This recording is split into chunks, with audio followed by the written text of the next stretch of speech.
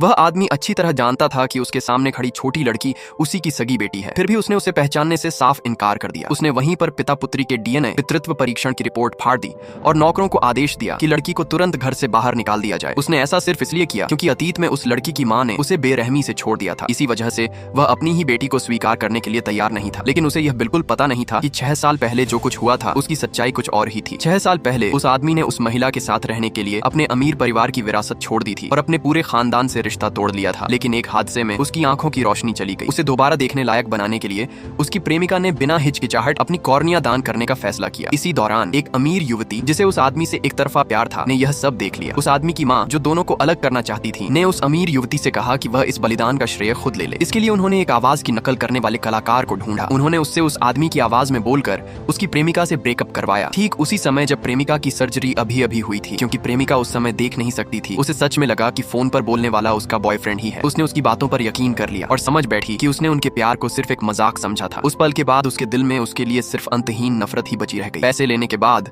उसी आवाज की नकल करने वाले कलाकार ने प्रेमिका की आवाज की नकल करते हुए एक रिकॉर्डिंग भी तैयार की। उस रात अमीर युवती ने नकली तस्वीरें और वह रिकॉर्डिंग उस आदमी को दिखाई। उसने उससे झूठ कहा कि उसकी प्रेमिका ने उसे धोखा दिया है। जब आदमी ने फोन पर प्रेमिका की आवाज में ब्रेकअप सुना तो उसे पूरा यकीन हो गया कि उसने सच में विश्वासघात किया है और उसका दिल भी नफरत से भर गया। उसे यह जरा भी अंदाजा नहीं था कि उसी समय वह महिला उसके बच्चे से गर्भवती थी। 6 साल बाद उस महिला ने अपनी बेटी को अकेले ही पाला। एक दिन डॉक्टर ने उसे बताया कि उसके दिमाग में ट्यूमर है, अगर समय पर इलाज न हुआ तो उसकी जान चली जाएगी। लेकिन ऑपरेशन के लिए $5 लाख का खर्च वह वहन नहीं कर सकती थी। उसे अपनी मौत का डर नहीं था। उसकी एकमात्र चिंता उसकी 5 साल की बेटी थी। ये सुनिश्चित करने के लिए कि उसकी बेटी ठीक से बड़ी हो सके, उसने आखिरकार दिल पर पत्थर रखकर अपनी बेटी को उस आदमी के पास भेजने का फैसला किया। वह रोते रोते अपनी बेटी को अस्पताल के कमरे से बाहर भेजती हुई बोली कि वह जाकर अपने असली पिता को ढूंढे। जब लड़की को पता चला कि उसका पिता एक अमीर परिवार का वारिस है तो उसने तय कर लिया कि वह उससे मां के इलाज के लिए पैसे मांगेगी। वह जल्दी ही उस आदमी की आलीशान कोठी तक पहुंच गई। लेकिन जैसे ही उस आदमी ने लड़की का जन्म प्रमाण पत्र देखा, वह गुस्से से आग बबूला हो गया। उसने मानने से इनकार कर दिया